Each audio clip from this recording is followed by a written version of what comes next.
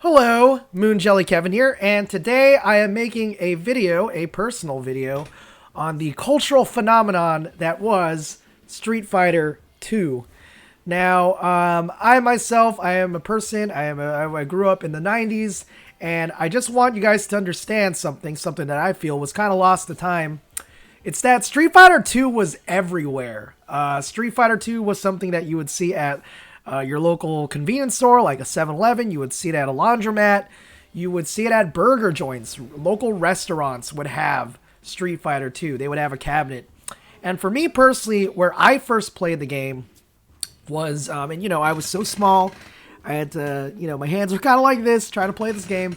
I played it at my local Shakey's Pizzeria. So, you get that wonderful combination of mozzarella and Mountain Dew in your hands, got it nice and greased up, and then you would play some Street Fighter. The only other game that was there was the Ninja Turtles 2 arcade game.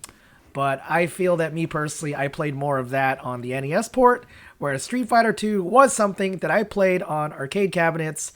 And the main one, the first one that I could remember, was playing it at the Shakey's Pizzeria. And like I said, Street Fighter 2 was a big phenomenon. Everybody played it. Everybody played it. It didn't matter if you were a man, a woman, a child. It didn't matter if you were a child, a teen, or adult.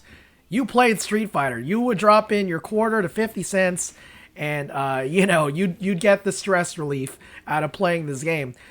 And here's the thing. It wasn't just the hardcore crowd. I think now fighting games have evolved into this really esoteric club of, FGC people. But that really wasn't the case. Like, everybody played Street Fighter back in the day of all skill levels. So, you'd have someone who'd be kind of like your basic, level regional champion who, wouldn't hold a candle to the other regional champion who would, probably get the kick shit out of him from the national champion. And, it was interesting back then. Again, no internet. Nobody knew really who was better than anyone. Nobody knew who the players were. But we did know that everybody with two hands had a fighting chance when it came to Street Fighter 2.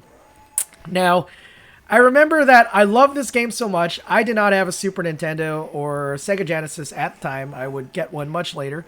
And it was something where we wanted the game. We wanted to play this game everywhere.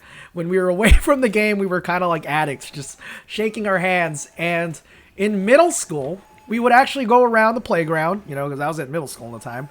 And we would do Hadokens at each other. We would, try to like wall kick and do Tatsumaki, Senpu Kyaku, the Hurricane kick.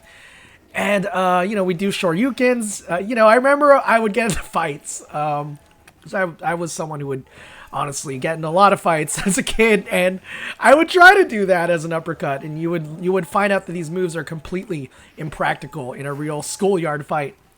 But the thing I remember is, we would play fight. We'd pretend that we could shoot our projectiles. And, I would do hyper, and it's so funny. I don't remember the kid's name, but I remember specifically this kid went up to me and he's like, "Hey, idiot, you do know it's Tiger, right? Sagat says Tiger." And yeah, I know the name is Sagat, but back then everybody said Saget. They would say Bob Saget. They would say a real, homophobic slur, along with Saget, as you guys can probably figure out. And that was the time. That was the 90's. That was it. And I remember just being so hurt that day. I don't even remember the kid's name, but I remember just sitting, having lunch with my fruit snacks, my banana, and my ham sandwich, and being so bummed that I didn't know that it was Tiger and not Hyper. As you can see, some things change, some things remain the same. Gaming elitism is still a thing that happened back then, and it's still happening today. So yeah, another thing that I feel that was lost to time was that at the time, everybody just wanted to do special moves. And nobody actually bothered to learn the game properly. We thought things like normals were, not as flashy, not as exciting. We would just, if you could do the Hadoken, if you could do the Shoryuken, you were the coolest kid on the planet. And some of us, never got to that level right away. Some of us started off by just playing Chun-Li or Blanca or E Honda, And, we would just mash the buttons. We just mashed the buttons because, you could either get the lightning legs kick, the 100 hand slap, or the electricity out of Blanca. And for a lot of people, that was it. You think that was the viable strategy for a lot of kids. They thought, hey, if I do the flashy special move, there's no way anyone can beat me. And of course, like, players who were smarter about that definitely found a way. I definitely learned by playing Ryu, and I think everybody should learn by playing Ryu. He's the most basic character. But as you can see, my personal favorite character was Balrog. And Balrog and Bison, Boxer, whatever you want to call him. I think that's another thing that's kind of lost to time. Mike Tyson was the king. Like, he was the king in the 90s. I would go to my rich cousin's house, and his dad would be always having the fights on HBO, and we would watch Mike Tyson. And I thought to myself, like, why would I not want to play anyone? Why would I want to play as anyone else? I want to play as Mike Tyson. So I gravitated towards Balrog.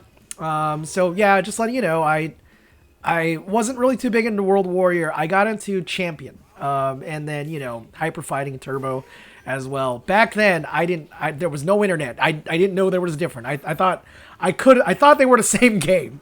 I thought Champion Edition and Hyper Fighting were the same game.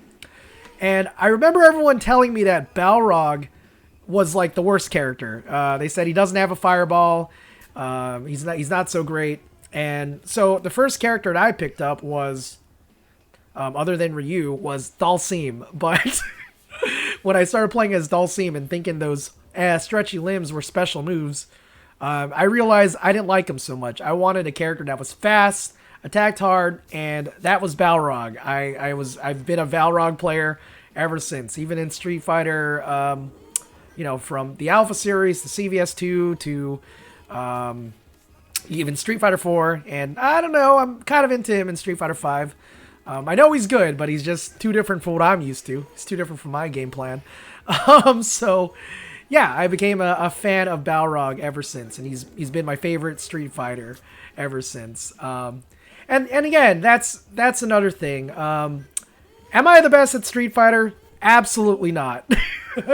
I think because I bothered to put in the time and I learned some basic fundamentals, I'm able to beat some of my friends. When Street Fighter 2 Anniversary Collection came out, it was definitely the game where we would all meet at our friend's house, or they would meet at my house, and we'd all learn how to play it. But I was one of the people that bothered putting in the time, and I'm playing against people that could barely do a Hadouken, so I had an advantage there, and I definitely was good enough to beat most of my friends, but not good enough to make it on the tournament level.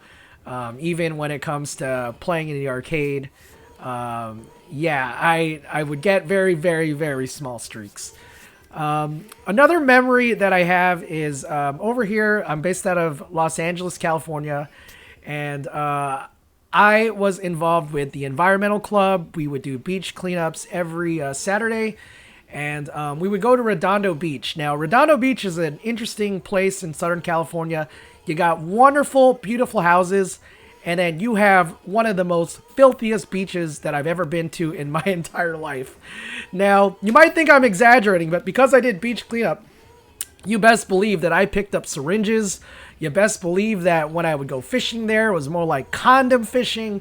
There were just all sorts of dirty, filthy crap at Redondo Beach. So after a long day of picking up, broken shards of glass, which no kid should be going around, or at least if they do, they should be doing it safely. But anyways, I was picking up broken shards of glass, and then my parents were nice enough to send me to the Redondo Beach Pier, where they had a wonderful arcade with wonderful video games that I have plenty of memories of, playing Mortal Kombat 2, playing Moonwalker, playing all sorts of games. What's the one?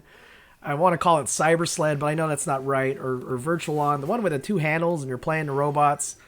But yeah, Street Fighter 2 was a game that I would play there, and I swear, you played against some of the scummiest motherfuckers in Redondo Beach. Just people who don't have any shame smoking right next to a kid, and playing this game.